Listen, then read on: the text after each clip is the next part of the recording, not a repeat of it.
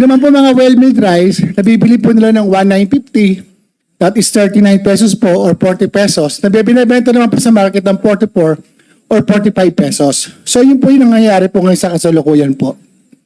Pero, Mr. Chair, mag-ikot ka sa palengke, itataya ko na sweldo ko, bonus ko, pati bahay ko. Wala kang mabibili na lintik na less than 50 pesos. Bihira po, Mr. Chair.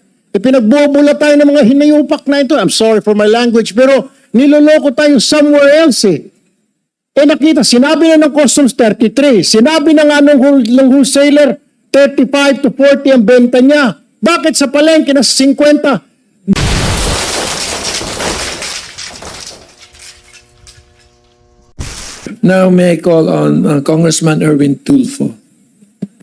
Thank you, Mr. Chair. I have questions for the importers and then the wholesalers and then the retailers. But first of all, let me direct my question to Commissioner Benvenido Rubio of the BOC. Mr. Commissioner, sir, when you say landed costs, what does it include? Is it the price from the price that they bought it from overseas and then shipping, etc., taxes? Ano mga kasama doon sa landed cost? Mr. Chair, the cost, the landed cost composes of the cost, which includes the freight, the buying price of the declared value of the goods, plus collected duties and taxes from those goods, Your Honor. Alright, hindi pa po kasama doon yung tracking. Paglabas sa customs, labas hindi pa po kasama doon. Yes, Your Honor. Pagdating lang sa pier hanggang sa may sakay nila sa truck nila, going to their warehouse, hanggang doon lang kayo. Yes, How Your much Honor. is, can you give me like per kilo on the landed cost for imported rice? We had an estimate of 33.4, 33.4. around that figure, Your Honor. 33.4. How many metric tons did arrive this month from overseas? For this month, Your Honor, it's about 75.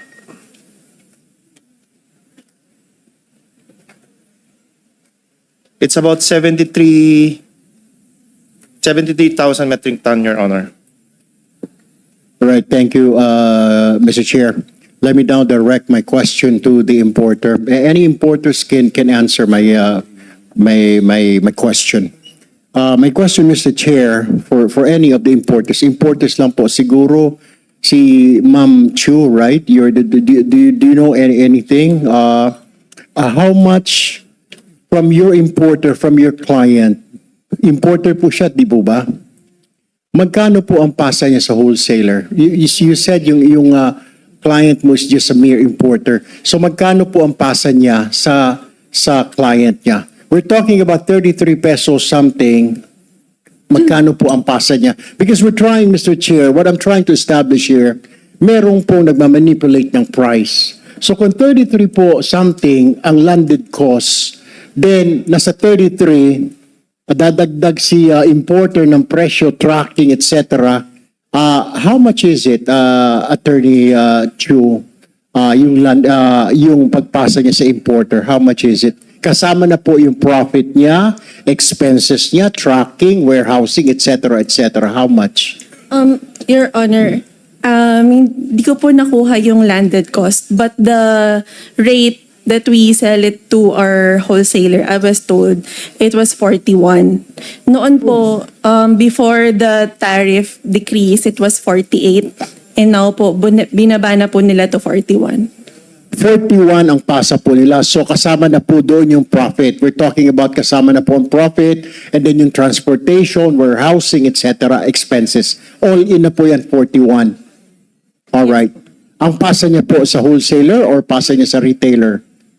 Wholesaler lang po. They don't sell to retailers. Okay, so 41 po wholesaler. All right. Now, my question is, who's the wholesaler here? Can somebody? Yeah, Mr. Cruz, right?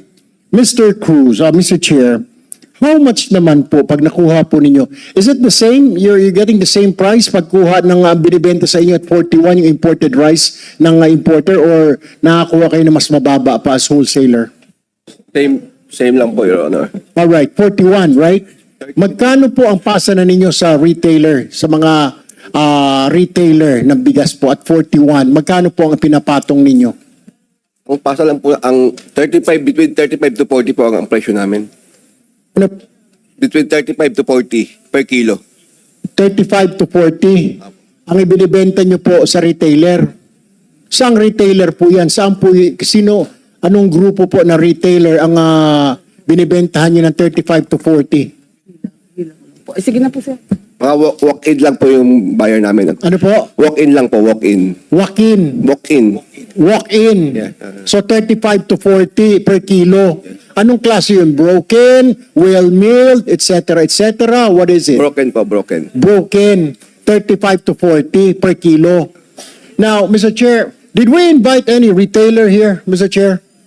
Can we ask if we have any retailers here? Because we're trying to figure out from 33, bakit wala pa ako nakikita na less than 50 pesos per kilo na bigas? Puro 50 hanggang 60. Pag bumili ka nga ng 45, nag-inspeksyon kami ni Speaker, siguro para pakitan tao, naglabas ng 45, pero tinanong mo, pwede po, 2 kilo lang ang pwede bilhin kong. Pero pag 50 o 60, maski na 50 sako, walang problema. So we're trying to figure out sino. So if you're selling at 35 to 40, where's the retailer? Did we invite any retailer, Mr. Chair? May retailer po tayo. And the retailer association or group come forward?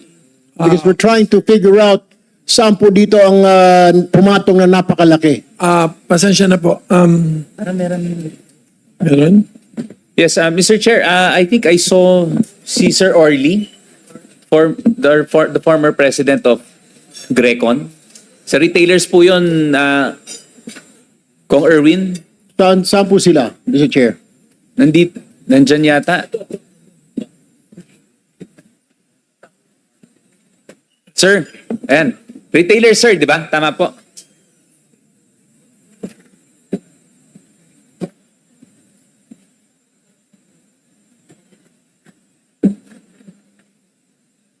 Hello po, magandang hapon po sa lahat. Si Orlando Manuntag po from Grains Retailers Confederation of the Philippines.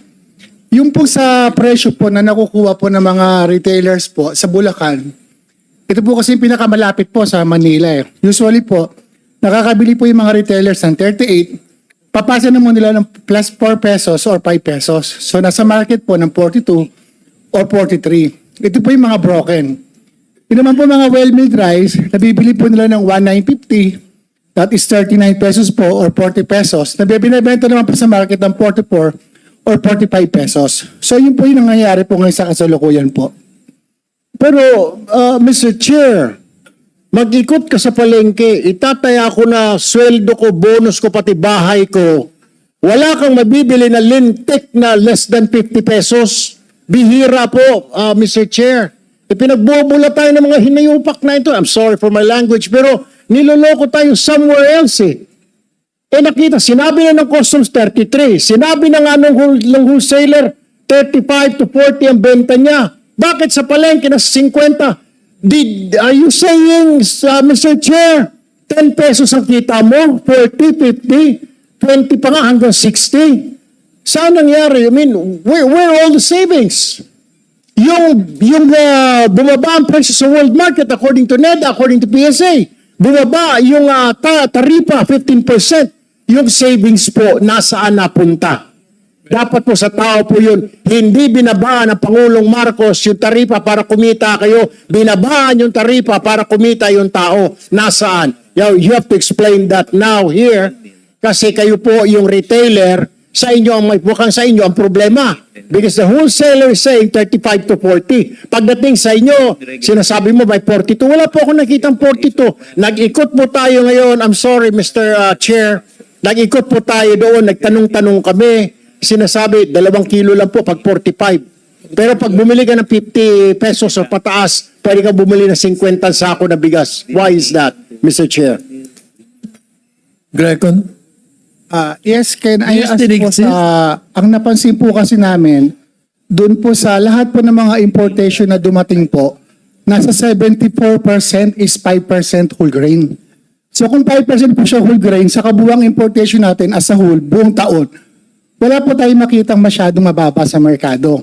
Nakita po namin sa data, siguro po nandito po naman sa BPI, may nag-send po sila ng data po nung isang araw, naghingi po kami, around 16% lang po is only well-milled rice. So, kung yan po ay nakalatag po sa numbers, nakita ko po namin, around 600 metric tons lang po sa kabuuang 4 million. So, ibig sabihin, sa buong taon, pagka binaybay po natin per month, kukunti lang po talaga yung bahagi ng well-milled at saka broken rice. So, siguro po, isa po ito sa nangyayari dahil in-open po natin yung market sa mga importers po, open trade po tayo.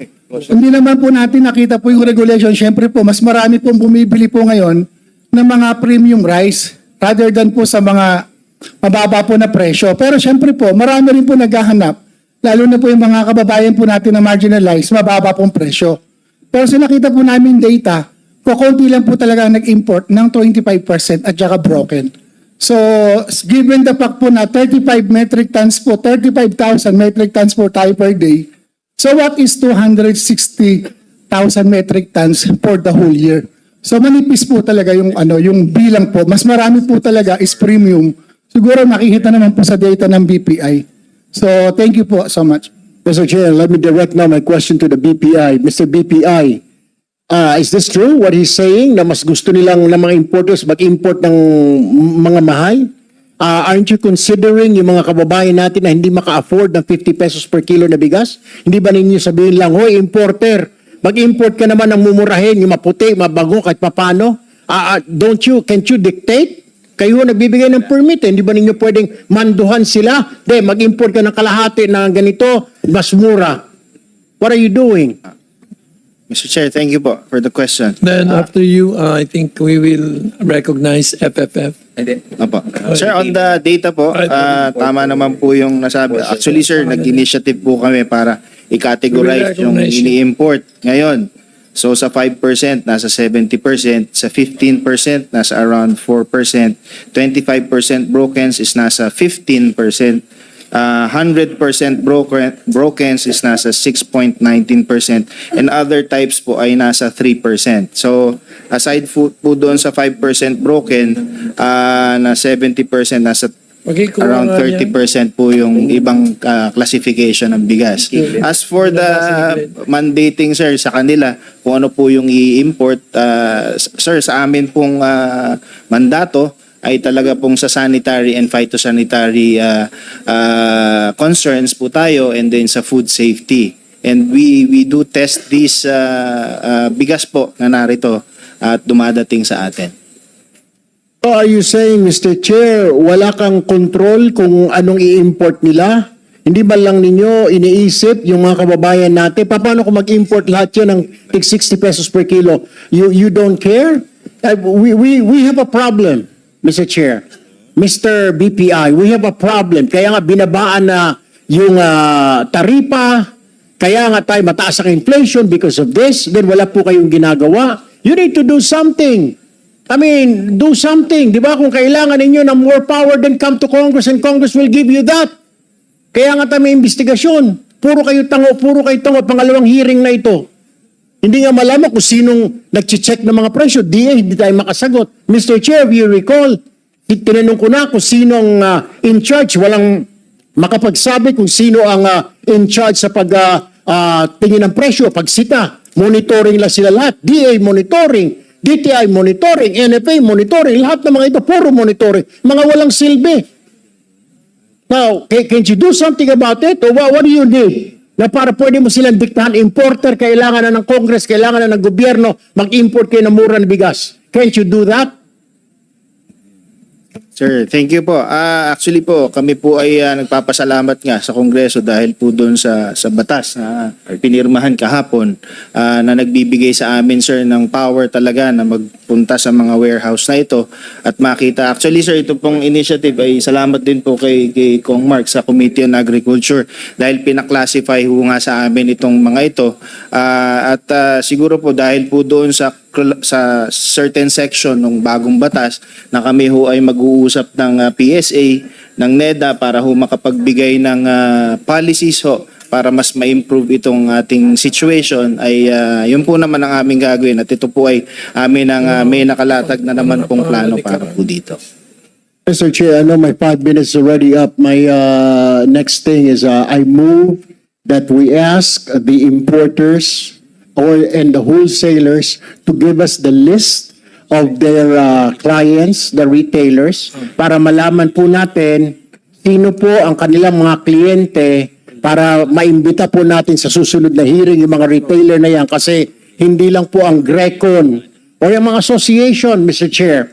I move that the wholesalers and importers submit to us in this Congress the list of their clients, retailers, para malaman po natin because everything looks now na ang problema sa retailer. Kasi kung sinasabi ng wholesaler, 40 lang benta niya, pagdating sa market, 50. Pagkatapos an explanation kasi mataas. Why import mataas? Mas maraming kliyente.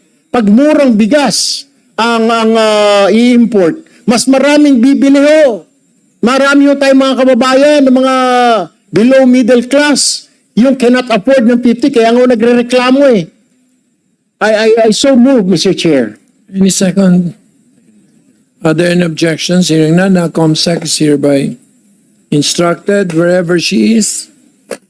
Mr. Chairman, You have another question, sir? ako, Mr. Chairman, Can I think somebody wants to enlighten us. So you are recognized, sir. State your name and your... Yeah, Mr. Chairman, I'm Vic Angeles, the General Operations Manager of Bitram Marketing. Okay, please speak. Yeah, can I be allowed to make a Yes, please. manifestation at the same time if I'll be allowed to categorize the supply chain for the rice business? Please. Okay. I agree with the Honorable Tulfo na ang nabiblame kasi ngayon ang naging spotlight kaming mga importer where in fact tama si Honorable Tulfo na ang makikita natin problema sa retailer. Now, if I may be allowed to categorize, nagkakaiba kasi yung ang naging definition natin, importer, wholesaler, retailer. So tatlong level lang. In reality, there are a lot of levels. There are a lot of category. Kami importer, we sell to wholesaler. Then the wholesaler sell to dealer. The dealer sell to stores. And the stores or to online seller. So, kung titingnan mo yung presyo, let me recall. Bago in-impose yung 15% na baba ng tariff duties, we were selling then at 1,310 per 25 kilos. That's for the premium DTA rice. Now, the wholesaler are selling it at 1,350 to 1,390. So 50 lang kita niyo. 50 kita nila. From the wholesaler, ang bumibili, yung dealer, yun yung mga nagbebenta sa palengke. Okay? Yung ibebenta nila ng 1,370, pagdating sa dealer, sa rice, sa palengke, nagiging 1,400. Yung mga bumibili na dealer sa palengke, yung mga tindahan na sari-sari store. Kaya pagpunta mo ng sari-sari store, ang benta na 1,500 na. That was before yung reduction ng 15%. Now, nung binaba ang tariff duties from 1,310, we as importer are selling at only 1,150. So just imagine, 1,310 to 1,150. A difference of about 160 pesos. Yet, when you go to the wholesaler, ang benta nila from 1,310, binebenta lang nila 1,290. So, ang laki ng difference. Now, nung tumaas ang dollar from 55 to 60 pesos now, wala kami magawa eh. We need to sell at a higher price. Now, we're selling it at 1,200. We're selling it at 1,200. Magkano binebenta ng wholesaler? Still at 1,270. Anyway, sir, I think we got the point already. Thank you for the information. One last ano lang, sir. It's not, wala kaming cartel. Hindi kami nagpa-profiteering. We're dictated by the Hoarding, market prices. Hindi kami nag-hoarding. Kung titingnan nyo yung sa retail side, from January to December up to this, tama yung sinasabi ni Honorable Tulfo. Hindi nagbago from 60 pesos, minsan 65. Yet, our prices, sumusunod lang po kami. Sumusunod lang kami. Anyway, as mandated by the motion of Congressman Tulfo, we'll be sending you letters for you to fill up with respect to the kind of value chain for each of the importer until it reaches, I don't know whether you can reach your retailer. Mr. Chairman, Yes. just a clarification. Over here, sa left side. May I ask Congressman Tulfo if you're okay, you ready? Yes, Mr. Chair. Just one last thing, Mr. Chair. Kaya nga we want to invite the Association of Retailers para malaman po natin Yes, who's telling the truth. Because they're finger pointing now. Ang sinasabi ng wholesaler, mababa ang bigay nila. Ang sinasabi naman ng retailer, no, ganito na nakuha natin. We heard it from Grecon. Pero Grecon is just one association. There's a lot of association of retailers, of rice retailers. We need to invite him, Mr. Chair, so that we would know. At for now, nakikita po natin, based on the explanation of the importers, mababa yung bigay nila, so tumataas, sumisipa ang presyo pagdating sa retailers. So we need to invite these retailers. At saka, meron po tayong sinasabi, Mr. Chair, na yung profit ay dapat pag ganito, yung margin is only 5%.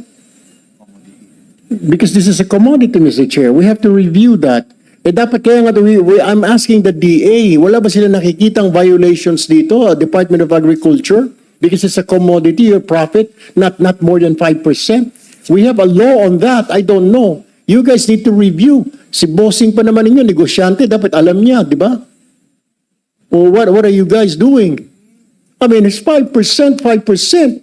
How come? How come we're allowing these people to profit more than 5%? At the expense of the poor.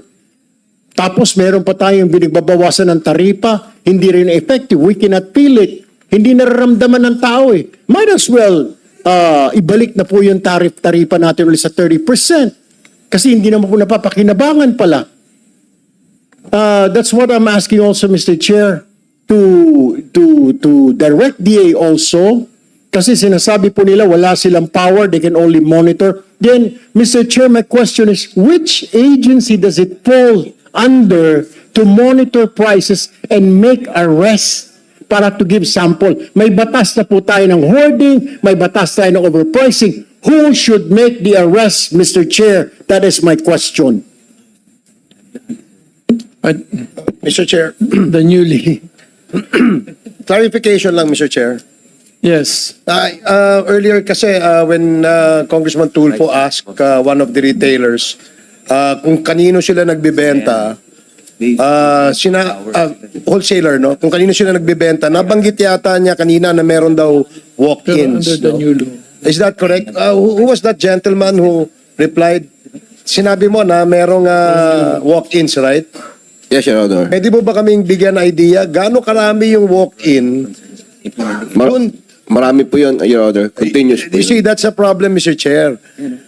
They could easily pass on the excuse doon sa walk-in, no? Kesa doon sa pinagbabagsakan nila na mga dealers. Emergency situation. So I guess we should also ask that they submit to us, all these importers submit to us the mix of their buyers. No, yung ilang persyento yung walk-ins, ilang porsyento yung bulk buyers nila. Yes, sir. Mr. Chair. We will deploy our research staff and go through all 10 major importers. Because we cannot accept, Mr. Chair, that we will be given that excuse na mas marami, 90% po walk-in eh. Now, hindi na natin malalaman ngayon sinong kumikita at paano kumikita. Thank you. Mr. Chairman, briefly, Mr. Chair. Yes. Yes, in addition to the request of Congressman Tulfo from the importers to disclose their clients, perhaps, Mr. Chair, we can request the importers and the wholesalers to disclose the commercial invoices to validate exactly what prices are they giving to their respective customers. Thank you, Mr. Chairman. Thank you.